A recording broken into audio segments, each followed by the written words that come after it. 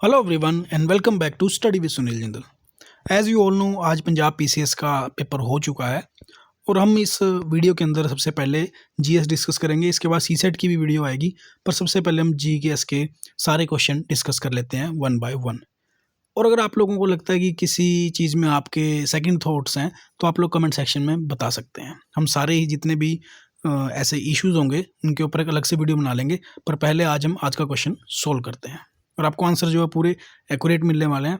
फिर भी आपको कोई इशू आता है, कोई कन्फ्यूजन है, तो कमेंट सेक्शन आपके लिए ओपन है।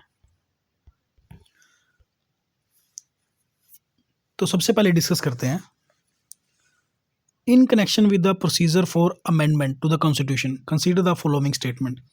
यानी कि कॉन्स्टिट्यूशन में अमेंडमेंट के लिए तीन इन्होंने स्टेटमेंट दिए हैं। सबसे पहली स्टेटमेंट है, an amendment to the constitution can be initiated by only by the introduction of a bill for the purpose of either house of the parliament but not in the state legislature। देखो जब भी constitution के अंदर amendment करना है, ये बात तो पक्की है कि वो पार्लियामेंट के किसी हाउस में जो है प्रेजेंट करना पड़ेगा। स्टेट लेजिस्लेटर में इसका कोई काम नहीं है। तो इसका मतलब क्या है, ये खुद ही बोल रहा है कि but not in the state legislator, यानी कि विधानसभा में कोई काम नहीं है। अगर अमेंडमेंट करना है तो पार्लियामेंट के किसी भी हाउस में बिल प्रेजेंट करना ही पड़ेगा। तो पहली स्टेटमेंट तो बिल्कुल सही है। सेकंड बात कह रहा है कि the bill can be introduce by A minister and does not require a prior permission of president.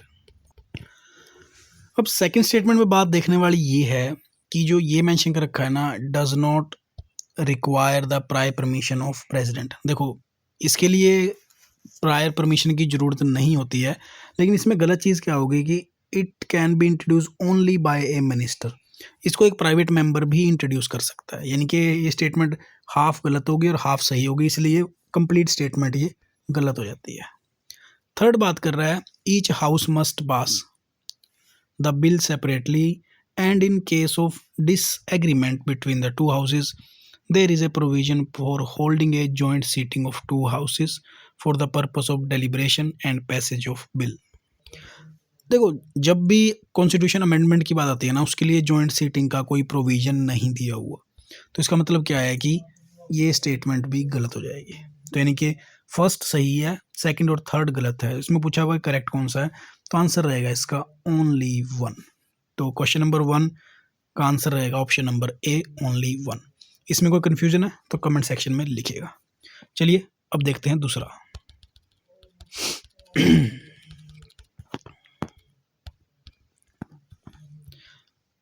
ABCD करके 4 लिस्ट दी गई हैं। अगर इसमें से एक या दो के आंसर भी हमें पता है ना, तो हम इजीली इस क्वेश्चन का आंसर लगा सकते हैं। जैसे फॉर एग्जांपल, हमें ये बात तो बड़ी इजीली पता है कि 1909 के अंदर क्या हुआ था कि एक separate representation of the Muslim of community किया था। 1919 में क्या किया था, बाइकैमरलिज्म किया था। तो यानी कि डी का 1 है और सी का 4 है।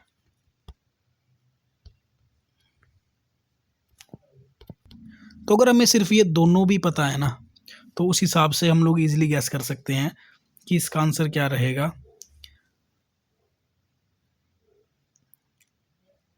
ऑप्शन नंबर ए। और जो 1858 का है उसका रहेगा कि हमें कंप्लीट इंपीरियल कंट्रोल दिया था सेक्रेटरी ऑफ स्टेट को, यानी कि ए का आंसर रहेगा 2, बी का रहेगा 3, सी का रहेगा 4 एंड डी का रहेगा 1। काफ़ी इजी क्वेश्चन था ये। अगर अपने को 2 के भी पता है ना, तो भी आप आंसर इसका कर सकते थे इजीली। इसका आंसर भी अगेन रहेगा ए। अब नेक्स्ट देखते हैं। अब बात कर रहा है वाइस प्रेसिडेंट ऑफ इंडिया के बारे में। ये क्वेश्चन की स्टेटमेंट तो काफ़ी लंबी दी गई थी, लेकिन आंसर भी उसका निकालना काफ़ी इजी था। जैसे लास्ट से स्टार्ट करें शुरू से, चलो पहले से ही देखते हैं आप। सबसे पहले तो काफ़ी इजी था कि जो इलेक्टोरल कोलाज होता है इसका, यानी कि वाइस प्रेसिडेंट के इलेक्शन के टाइम पे, उसमें क्या कह रहा है कि ये both elected and nominated member of parliament but not of the state legislator assembly.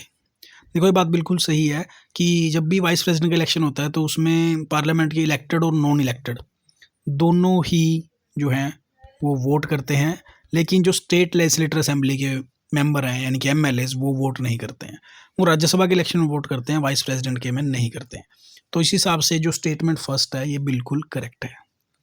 Second बात कर रहा है he can be removed from his office through impeachment on the ground of the mention in the constitution for his removal। ये बात बिल्कुल सही है कि हालांकि क्वासी इम्पीचमेंट होता है इसका, लेकिन इम्पीचमेंट है।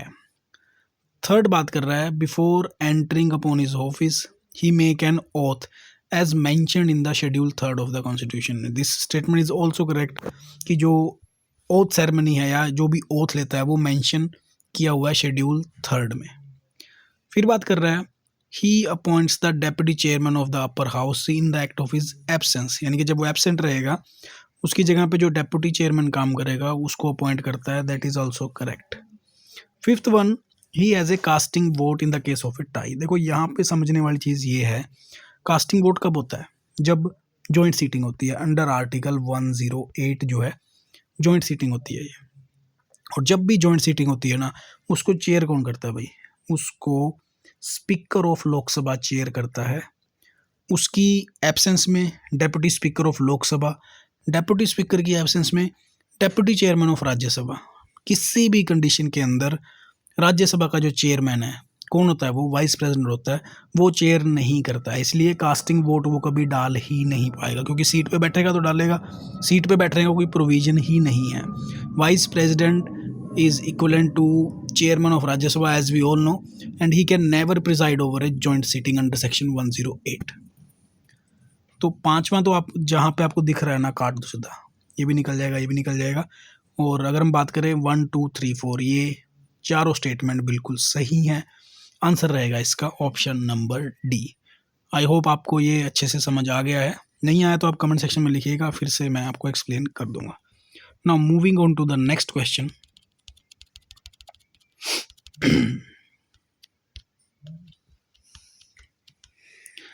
In the reference to fundamental right under Article 20, consider the following statement. Statement first is protection under this right is available only to citizen of India। देखो ये स्टेटमेंट बिल्कुल करेक्ट है कि जो अंडर आर्टिकल 20 हमें जो fundamental right मिलता है वो सिटीजन ऑफ इंडिया को मिलता है, तो ये स्टेटमेंट तो बिल्कुल सही है। सेकंड बात कर रहा है while criminal laws can be imposed retrospectively civil laws can not. इनके जितने भी क्रिमिनल लॉ बनेंगे इसमें वो रेट्रोस्पेक्टिवली इम्पोज होंगे, सिविल के अंदर नहीं होंगे। तो देखो बात यह है कि सिविल में तो हैं लेकिन क्रिमिनल लॉ के अंदर रेट्रोस्पेक्टिवली नहीं है, तो ये स्टेटमेंट तो हो गई जी गलत। नेक्स्ट बात कर रहा है the protection against self incrimination extend to both civil and criminal proceeding. देखो under article 20 protection against self incrimination extend to both civil and criminal proceeding, यानी कि ये स्टेटमेंट भी बिल्कुल सही हो जाती है। अब क्वेश्चन में पूछा है कि इनमें से कौन सी स्टेटमेंट गलत है, इनकरेक्ट है, तो आंसर क्या रहेगा? Option number B only 2। ये जो सेकंड स्टेटमेंट है वो गलत है, इसलिए यही इस क्वेश्चन का आंसर हो जाएगा। नेक्स्ट बात कर रहा है प्रेम्बल के बारे में बात की जा रही है। इन connection with preamble of Indian constitution which of the following statement is correct. देखो प्रेम्बल इज जस्टिशिएबल। सबसे पहले देखो जब 1973 के अंदर केशवानंद भारती केस हुआ था तो उस टाइम पे ये जजमेंट आई थी कि preamble is a part of constitution and can be used in constitutional interpretation के जस्टिशिएबल है वो। पहली स्टेटमेंट तो बिल्कुल करेक्ट हो जाती है, पहली स्टेटमेंट करेक्ट हो जाती है तो हम तो पता ही लग गया आंसर कि ऑप्शन नंबर ए है। लेकिन फिर भी हम लोग दिए हुए ऑप्शन जो है डिस्कस कर लेते हैं कि preamble has been amended only twice so far. ये स्टेटमेंट बिल्कुल ही गलत है क्योंकि आज तक प्रेम्बल जो है सिर्फ एक ही बार अमेंड हुआ है, वो भी 42nd कॉन्स्टिट्यूशनल अमेंडमेंट के दौरान, जिसको मिनी कॉन्स्टिट्यूशन भी बोलते हैं, और आज तक सिर्फ एक ही बार जो है अमेंड हुआ है। थर्ड स्टेटमेंट बात कर रहा है दैट कि preamble is not a part of constitution as held by the supreme court. ये स्टेटमेंट बिल्कुल गलत है क्योंकि सुप्रीम कोर्ट ने हेल्ड किया है कि प्रेम्बल जो है, अगर हाँ यहाँ पे नो ना होता तो ये क्वेश्चन बिल्कुल सही रहता। नेक्स्ट बात कर रहा है the preamble embodies the objective of economic justice but not of economic liberty. ये स्टेटमेंट भी गलत है because it embodies the objective of economics justice as well as economics liberty, यानी कि ये स्टेटमेंट भी जो है गलत हो जाती है, यानी कि ये तीनों गलत। आंसर क्या रहेगा? Option number A. Moving on to the next question बात कर रहा है 73rd अमेंडमेंट एक्ट ऑफ 1992, जो कि बात करता है पंचायती राज सिस्टम की। पहला स्टेटमेंट जो बात कर रहा है, the act provide a 3-tier system of Panchayati Raj, however A state having a population not exceeding 20 lakh may not constitute panchayat eight intermediate level. देखो, अगर हम आर्टिकल 243B की बात करें, वो 3-tier सिस्टम की तो बात कर रहा है, but A state with population below 20 lakh वो लोग स्किप कर सकते हैं इंटरमीडिएट लेवल, यानी कि ब्लॉक लेवल को वो लोग जो है स्किप कर सकते हैं। तो इस हिसाब से ये स्टेटमेंट जो है बिल्कुल करेक्ट हो जाती है। नेक्स्ट बात कर रहा है कि all the panchayat including chairperson of panchayat eight intermediate district level shall be elected by people, यानी कि डायरेक्टली इलेक्टेड बाय पीपल। देखो, ये स्टेटमेंट में हल्का सा देखने वाली बात ये है कि जो मेंबर ऑफ पंचायत होते हैं वो तो डायरेक्टली इलेक्टेड होते हैं, बट चेयर पर्सन हो गए जैसे इंटरमीडिएट और डिस्ट्रिक्ट लेवल पे, ये लोग जो हैं directly not elected by the people, because ये जो हैं जो पंचायत मेंबर इलेक्ट होते हैं उनके द्वारा चुने जाते हैं चेयरपर्सन, डायरेक्टली जनता के द्वारा नहीं। जैसे वही बात होगी कि we vote for MP not for PM तो वो लोग खुद ही डिसाइड कर लेंगे ना कि इन MP में से कौन सा PM बनेगा। तो सेम गोज फॉर दिस। तो ये स्टेटमेंट क्या रहेगी? गलत हो जाएगी। थर्ड बात कर रहा है, a panchayat constituted on upon the dissolution of the panchayat before the expiration of its duration shall continue for a full 5-year term of office. देखो, मान लो एक पंचायत जो है डिसॉल्व हो जाती है, मान लीजिए, हमें ये तो पता है कि फुल टर्म जो है 5 साल की है, 2 साल के बाद वो डिसॉल्व हो जाती है। अब जैसे ही नई बनेगी पंचायत, तो वो रिमेनिंग के ना 3 साल के लिए काम करेगी, ना कि अगले 5 साल के लिए। तो ये स्टेटमेंट भी जो है गलत हो जाती है। तो हमारे पास आंसर क्या रहेगा इसका? Option number A, only 1। Now moving on to the next question. इसमें बात हो रही है भाई G20 के बारे में। तो G20 वॉज फाउंडेड इज 2008, 2008 में फाउंड किया था। तो ये क्वेश्चन तो बिल्कुल ही गलत हो जाता है, क्योंकि जो G20 है वो 1999 के अंदर जो था कॉन्स्टिट्यूट किया गया था। और 2008 में क्या था कि आफ्टर फाइनेंशियल क्राइसिस, हमें पता है कि 2008 में रिसेशन आया था, तो इसको जो था upgraded to leaders summit level पे अपग्रेड कर दिया गया था। फाउंड नहीं किया था 2008 में। तो स्टेटमेंट तो जाएगी बिल्कुल गलत। सेकंड बात कर रहा है कि इनका खुद का कोई परमानेंट सेक्रेटेरिएट और स्टाफ नहीं है। तो ये बात बिल्कुल सही है, क्योंकि ये ना एक रोटेशनल प्रेसिडेंसी के थ्रू चलता है। इसका खुद का कोई भी एक परमानेंट सेक्रेटेरिएट और स्टाफ नहीं है। तो ये स्टेटमेंट क्या हो जाएगी? बिल्कुल सही हो जाएगी। थर्ड बात कर रहा है, India has hosted G24 summit twice, यानी कि इंडिया ने 2 बार होस्ट किया है। तो ये स्टेटमेंट भी गलत है। इंडिया ने 2023 के अंदर जो था पहली बार G20 होस्ट किया था, जिसका कि थीम आपने देखा ही होगा, वसुदैव कुटुंबकम इसकी थीम था। तो इससे क्लियर हो जाता है कि इसके अंदर स्टेटमेंट सेकंड ओनली सही है। तो आंसर रहेगा इसका option number C. Now moving on to the next question. I hope अब तक आपको ये सब क्लियर हो ही रहा होगा। अगर कोई ऑब्जेक्शन है या कोई कन्फ्यूजन है तो आप लोग कमेंट सेक्शन में लिख सकते हैं। अब फिर से कॉन्स्टिट्यूशन का पॉलिटी का वही क्वेश्चन है कि 102nd amendment, 103rd, 104th, 105th, ये भी काफ़ी इजी था। चलिए एक एक करके ये भी डिस्कस कर लेते हैं। इजी तो था ही, जैसे मैंने डिस्कस किया है, लेकिन फिर भी एक बार देख लेते हैं सारे। कि जो 102 की बात कर रहा है, 102nd अमेंडमेंट 2019 के अंदर हुआ था, जो आई गेस ये शायद 2018 में हुआ था। इसके बारे में देख लेते हैं एक बार कि जो NCBC का जो स्टेटस था, कॉन्स्टिट्यूशनल स्टेटस, उसके बारे में बात की थी। तो NCBC कहाँ है जी? 3rd पे है। फिर बात कर रहा है 103 के बारे में। तो इसमें क्या किया था? इकोनॉमिकली वीकर सेक्शन किया था 10% के लिए, EWS बोलते हैं इसको हम लोग। फिर बात कर रहा है 104 की। इसमें जो था SC/ST की जो सीट थी 10 साल के लिए बढ़ाई गई थी, इनकी 2030 तक। अब एक ही रह गया जी, 4 का जो है 2 रहेगा। तो इस हिसाब से इसका आंसर क्या बनेगा? आंसर रहेगा इसका ऑप्शन नंबर बी। अब बात करते हैं अगले क्वेश्चन के बारे में। क्वेश्चन नंबर 9 ये बात कर रहा है सुप्रीम कोर्ट के अंदर जो रिट होती है ना, 5 तरह की रिट है, हमें मालूम ही है, उसके बारे में क्वेश्चन पूछा गया।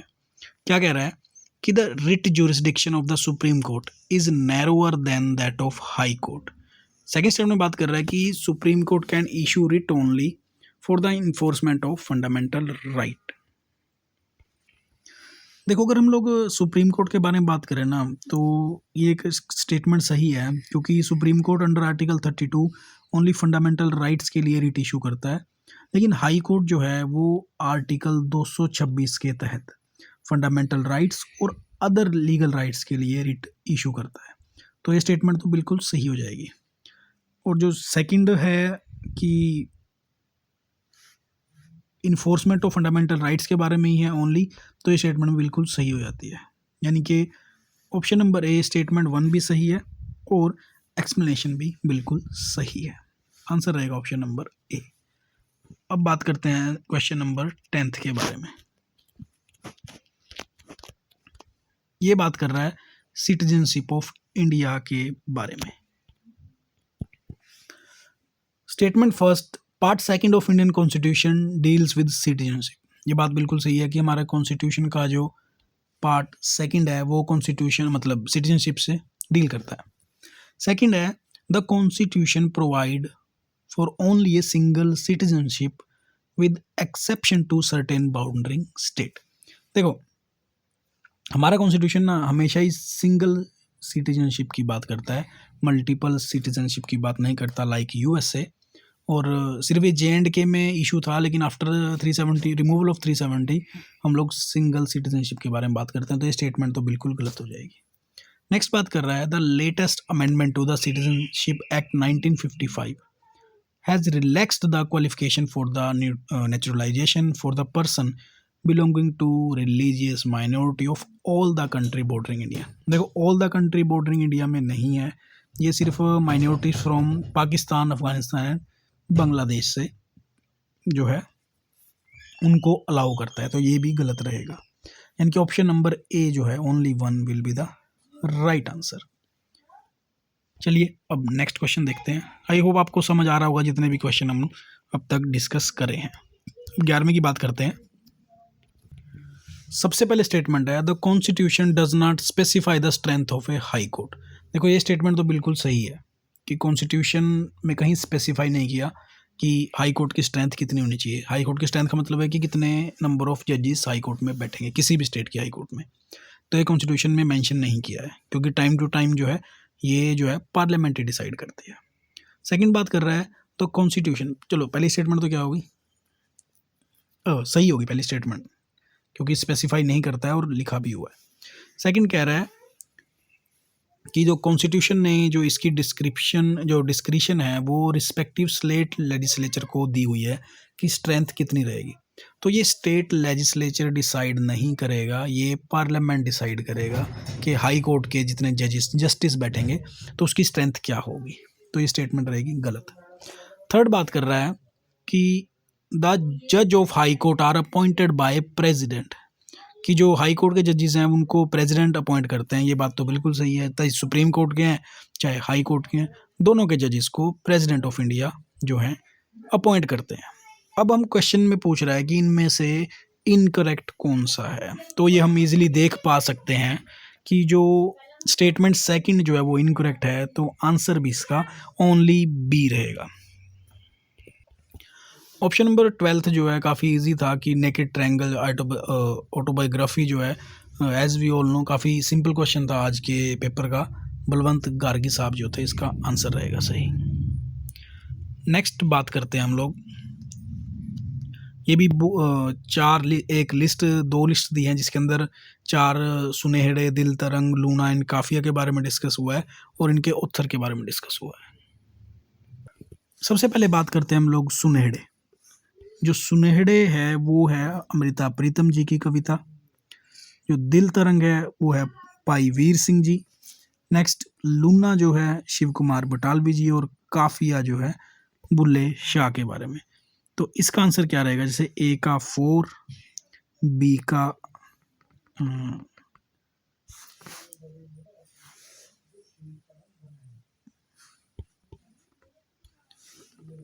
ऑप्शन नंबर सी, ए का 4, बी का 3, सी का 2, डी का 1।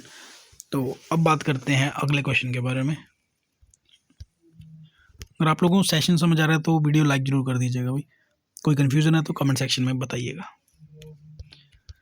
14th क्वेश्चन बात कर रहा है, in which magazine did the Nobel peace prize awardee Rabindranath Tagore write several stories and poem on the life of guru, जो सिख गुरुज थे उनके बारे में लिखा हुआ है जिसके अंदर। सबसे पहले बात ना देखी जाए ना, अगर रविंद्रनाथ टैगोर जी को जो नोबेल प्राइज़ मिला हुआ है ना, वो लिटरेचर के अंदर मिला हुआ, उनको पीस प्राइज़ नहीं मिला हुआ। वैसे तो चाहे हम लोग कमीशन को बोल सकते हैं कि ये क्वेश्चन में ही गड़बड़ी है, अगर यहाँ पे पीस ना वर्ड ना यूज़ किया होता तो बिल्कुल सही था, लेकिन still we can continue with the question. जो मैगजीन रविंद्रनाथ टैगोर जी के द्वारा लिखी हुई है बालक, उसके बारे में जो है सिख गुरुज के बारे में लिखा हुआ है। तो इसका आंसर क्या रहेगा? ऑप्शन नंबर सी, बालक। नेक्स्ट बात करते हैं क्वेश्चन नंबर 15 के बारे में कि कंसीडर द फॉलोइंग स्टेटमेंट। पहला है कि UN Mukherjee and Lalchand founded Punjab Hindu सभा इन 1909। तो जो स्टेटमेंट फर्स्ट है ये सही है कि UN मुखर्जी और लालचंद जी ने पंजाब हिंदू सभा 1909 में फाउंड की। सेकंड स्टेटमेंट कह रहा है कि Mangu Ram started other movement in Punjab. ये भी बिल्कुल सही है, जो कि दलित की अपलिफ्टमेंट के लिए था 1926 के अंदर। नेक्स्ट बात कर रहा है कि पंडित रामाभाई स्टार्टेड आर्य महिला समाज इन 1882 with the help of the leader MG Ranade और RG भंडारकर। तो ये स्टेटमेंट भी बिल्कुल सही है, यानी कि 1, 2, 3 सही है। तो आंसर क्या रहेगा इसका? Option number D, 1, 2 and 3। Next बात करते हैं, बाकी आप लोग भी अपने रिव्यू शेयर कीजिएगा कि जो लोग भी एग्ज़ाम में बैठे थे उनको ये पेपर का लेवल कैसा रहा। मेरे हिसाब से तो मीडियम टू, मैं डिफ़िकल्ट बोलूँगा, इजी तो नहीं बोलूँगा, लेकिन स्टिल जो थे जितने भी प्रोपोर्शन थे सबको जो था वेटेज दे रखी थी। ये नहीं था कि किसी एक ही सब्जेक्ट में से क्वेश्चन पूछे हुए थे। नेक्स्ट बात कर रहा है question number 16, which committee was named disorder inquiry committee? Motilal Nehru committee, Hunter committee, Muddiman committee और सर्जेंट कमेटी। तो इसका आंसर रहेगा option number B, Hunter committee, क्योंकि हंटर कमेटी 1919 में हमें पता ही है कि it was officially known as disorder inquiry committee because it was constituted to investigate the Jallianwala Bagh massacre. अपने पता ही है कि जलियांवाला बाग में 13 अप्रैल 1919 के टाइम पे जो हत्याकांड हुआ था उसी के बारे में डिस्कस करने के लिए, उसी के इंक्वायरी के लिए ये कमीशन बिठाया गया था। तो आंसर रहेगा option number B, hunter commission. Next question number 17 बात कर रहा है कि Sahitya Akademi award 2024 in Punjabi was given to Pal Kaur for which of the following book? तो इनको मिला था जी मोर पंखी खंभ के लिए। ऑप्शन नंबर सी, साहित्य अकेडमी अवार्ड।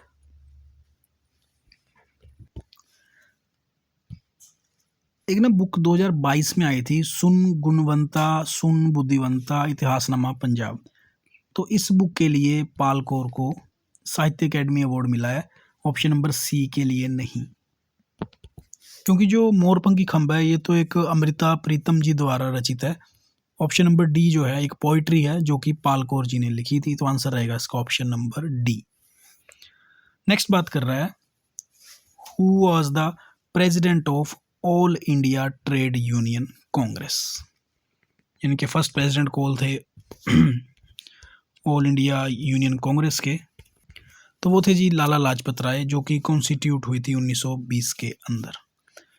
नेक्स्ट बात कर रहा है, ये भी आज पंजाब की जो जीके है, जैसे गुरु सिख के बारे में बात करें, सिख गुरुज के बारे में, तो उनसे भी क्वेश्चन जो है ज़्यादा देखने को नहीं मिले थे।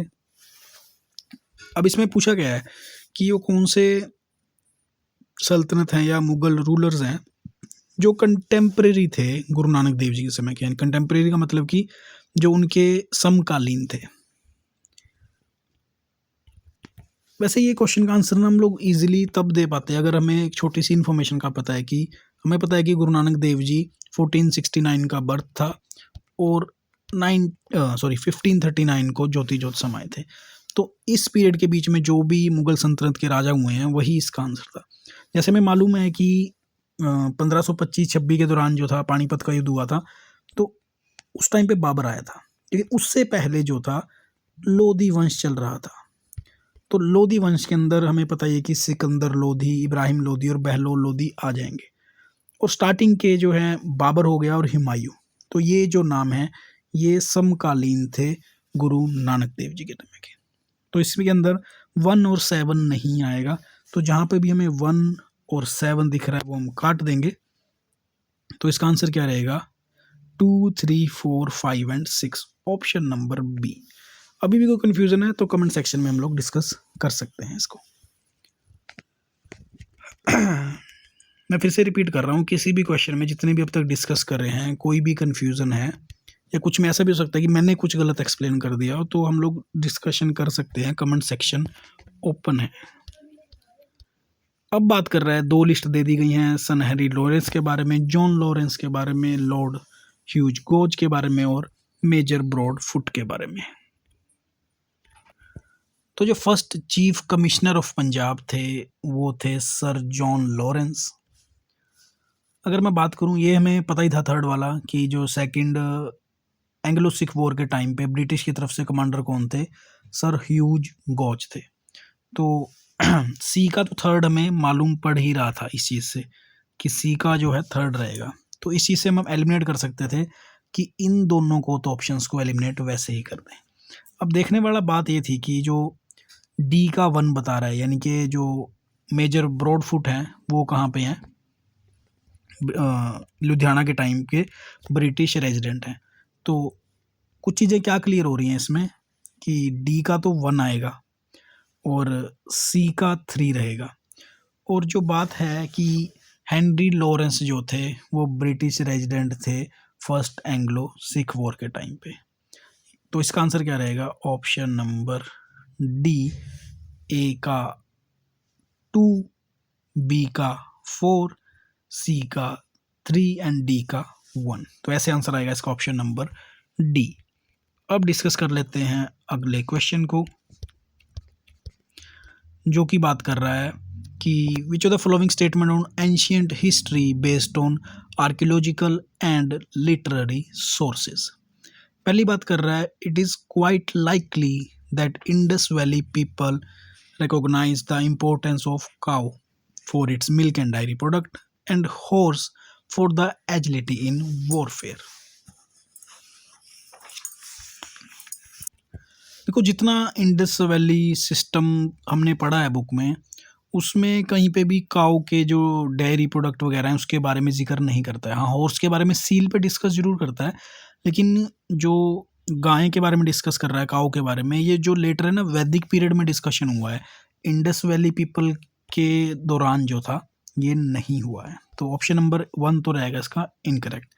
सेकंड बात कर रहा है, जो बाजपेया है योजना है, was a royal ritual of later Vedic period signifying supreme kingship and divine authority के बारे में बात करता है। यही चीज़ जो है इसके बारे में डिस्कस कर रहा है। तो आंसर रहेगा इसका ऑप्शन नंबर 2। इसमें कोई कन्फ्यूजन है कमेंट सेक्शन में, मतलब किसी भी क्वेश्चन में कुछ आपको दिक्कत लग रही है ना, तो कमेंट सेक्शन आपके लिए हाजिर है। या आपको लगता है कि मैं गलत पढ़ा रहा हूँ, किसी टॉपिक पर डिस्कशन की ज़रूरत है, तो वो भी हम लोग कमेंट सेक्शन में देखेंगे। और अपना एक्सपीरियंस जरूर शेयर कीजिएगा कि कैसा रहा आपका आज का एग्ज़ाम। ये जो एंशियंट हिस्ट्री से क्वेश्चन लिया गया है कि किस चीज़ का ऑथर कौन है, तो डिस्कस कर लेते हैं। जो बुद्धाचरिता है वो लिखी गई है अश्वघोष जी के द्वारा। तो ए का तो रहेगा 2, तो यानी कि ये बी और सी तो वैसे ही कट जाएंगे। नेक्स्ट बात कर रहा है सूत्र अलंकार, जो कि असंगा जी के द्वारा लिखा गया है। नेक्स्ट मिलिंद पन्हो, वो है जी नागसेन। और जो एक ऑप्शन रह गया ऑप्शन नंबर डी, मध्यमिका कारिका, दैट इज नागा अर्जुना। तो इस हिसाब से ए का 2, बी का 4, सी का 1 एंड डी का 3। क्वेश्चन नंबर 22 जो है इसका बिल्कुल सही आंसर रहेगा, ऑप्शन नंबर डी। नेक्स्ट बात करते हैं क्वेश्चन नंबर 23 के बारे में। 23 में पूछा गया है, the decline of Nanda dynasty at the hand of Chandragupta Maurya and Kautilya has been vividly portrayed in which of the following Sanskrit play? ये सब में पता ही है कि कौटिल्य जिनको चाणक्य बोलते हैं, जो चंद्रगुप्त मौर्य की कहानी है, तो वो कौन से संस्कृत प्ले के अंदर पोर्ट्रे की गई है? तो जो ऑप्शन नंबर डी है मुद्रा राक्षसा, जिसके अंदर की बात की गई है कि जो नंदा डायनेस्टी का फॉल कैसे हुआ, चंद्रगुप्त मौर्य का राइज कैसे हुआ, और जो पॉलिटिकल स्ट्रेटजीज कौटिल्य यानी कि चाणक्य ने अपनाई थी उनका जिक्र किया हुआ संस्कृत प्ले के अंदर। ऑप्शन नंबर डी रहेगा इसका सही आंसर। नेक्स्ट बात कर रहा है, which foreigner traveller states that Harshavardhana could not subdue Badami Chalukyas Pulakeshin द्वितीय। As we all know, Hiuen Tsang, उन्होंने हर्षवर्धन के टाइम पे इंडिया विजिट किया था। ही क्लियरली रोट दैट कि Harshavardhan was not defeated by Pulakeshin द्वितीय of Chalukyas on the bank of Narmada river. तो इस क्वेश्चन का आंसर क्या रहेगा? Hiuen Tsang. हालांकि सिर्फ इसी चीज़ के बारे में डिस्कस नहीं किया है, इसके अलावा हर्षवर्धन जी के बारे में काफ़ी कुछ डिस्कस किया था ह्यून सैंग ने। तो इस क्वेश्चन का आंसर क्या रहेगा? Option number B. यानी कि अगर हम बात करें कि अगर हमें ज़्यादा नॉलेज नहीं थी उस क्वेश्चन के बारे में, सिर्फ हमें अगर इतना ही पता था कि ह्यून सैंग जो था वो हर्षवर्धना के टाइम पे इंडिया आया था, तब भी हम इस क्वेश्चन का आंसर सही दे पा सकते थे। एक होता ना कि हमें हल्का फुल्का नॉलेज है, ज़्यादा नहीं नॉलेज है, उस तरीके से भी इस क्वेश्चन का आंसर लगाया जा सकता था। 25वां Razia, Razia was endowed with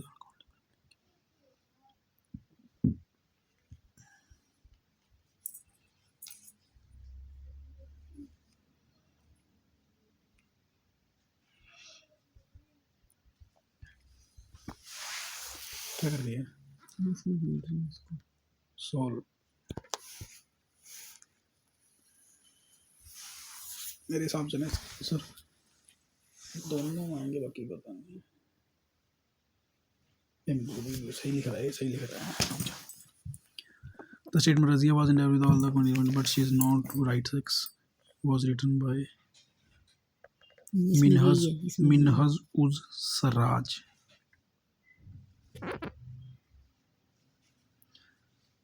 Not by Birani. The statement about death of king was written by Isami, not Badayuni. Therefore, first statement is factual correct. Correct कैसे होगी?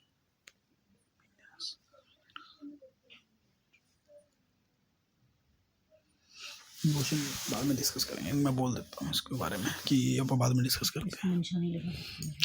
कौन सा क्वेश्चन है इसके? 25वां।